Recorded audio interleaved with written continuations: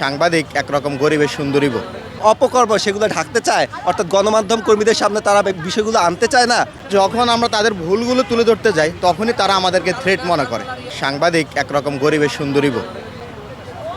যখন প্রয়োজন হয় সবাই সাংবাদিককে ব্যবহার করে, যখন যার দরকার হয় সাংবাদিককে ডাকে, যখন কাজ শেষ হয়ে যায় তখন আর সাংবাদিকের খোঁজ রাখে না।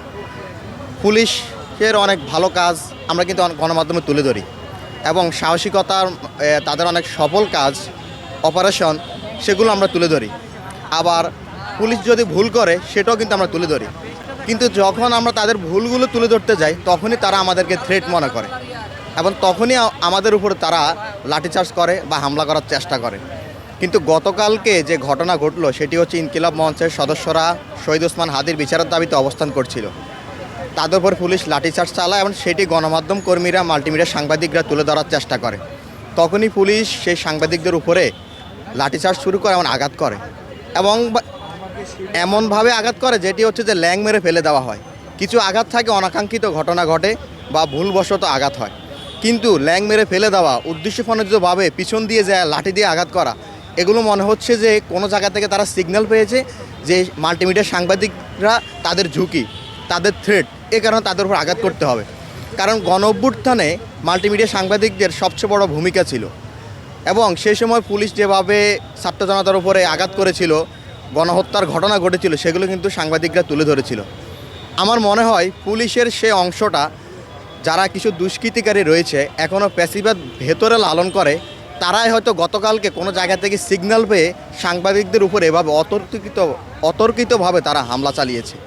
তা আমরা এটির নিন্দা জানাই এবং সামনের যে দিনগুলো আসছে এবং 12 তারিখ সবচেয়ে গুরুত্বপূর্ণ একটি দিন এবং সেদিন আমরা আশা করব যে সাংবাদিকদেরকে যেন স্বাধীনভাবে তাদেরকে কাজ করতে দেওয়া হয়। কারণ মানুষ অপেক্ষা থাকে, তাকিয়ে থাকে সাংবাদিকরা কখন সত্য ঘটনা তুলে ধরবে। জীবনের সব আয়োজন এখানে একসাথে। দেখুন, আমরা কেউই সংবাদকর্মী যারা আছি তারা কেউ কিন্তু পুলিশের বিরোধী না। পুলিশ বাহিনী তারা দেশের স্বার্থে কাজ করে, মানুষের জনগণের স্বার্থে কাজ করে। কিন্তু গতকালকে আমরা যেমনটি দেখেছি যে পুলিশের কিছু অতি উৎসাহী কিছু সদস্য তারা সংবাদকর্মীদের উপরে যেভাবে অতর্কিত হামলা চালিয়েছে, এটি খুবই নেক্কারজনক ঘটনা। আমরা যদি একটু পেছন ফিরে তাকাই, 2013 সালে শাপলা চত্বরে হেফাজত ইসলামের যে সমাবেশ ছিল সেখানে রাতের বেলায় অন্ধকারে সংবাদকর্মীদেরকে সরিয়ে সেখানে যেভাবে গণহত্যা চালানো হয়েছিল এবং যেভাবে তারা সেখানে আক্রমণ করেছিল, এটি কিন্তু তার থেকে কম না মনে করি। অর্থাৎ এর মাধ্যমে বোঝা যায় যে গতকালকে আমরা আরেকটি জিনিস দেখেছি যে যমুনায় যখন ইনকিলাব মঞ্চের নেতাকর্মীরা সেখানে অবস্থান নিয়েছিল সেখানে সংবাদকর্মীদেরকে প্রবেশ করতে দেওয়া হয়নি। তার মানে কি প্রশাসন ভিতরে থাকা বিভিন্ন যেই অপকর্ম সেগুলো ঢাকতে চায়, অর্থাৎ গণমাধ্যম কর্মীদের সামনে তারা বিষয়গুলো আনতে চায় না। তার মানে কি তারা সংবাদকর্মীদেরকে ভয় পায়? আগামী যে 12 তারিখ যে নির্বাচন হচ্ছে সেখানে যে সহিংস ঘটনা ঘটবে না তার কোনো নিশ্চয়তা আমরা দিতে পারছি না। সেখানে সংবাদকর্মীরা সর্বোচ্চ চেষ্টা করে যে করবে সেখানকার যে ঘটনাগুলো সেগুলো তুলে ধরার।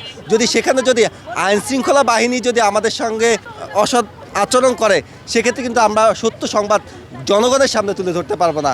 অতএব আমরা চাই, আমরা জনবান্ধব পুলিশ চাই, জনবান্ধব বাহিনী চাই, যারা মানুষের কল্যাণে কাজ করবে, সাংবাদিক বান্ধব হিসেবে কাজ করবে।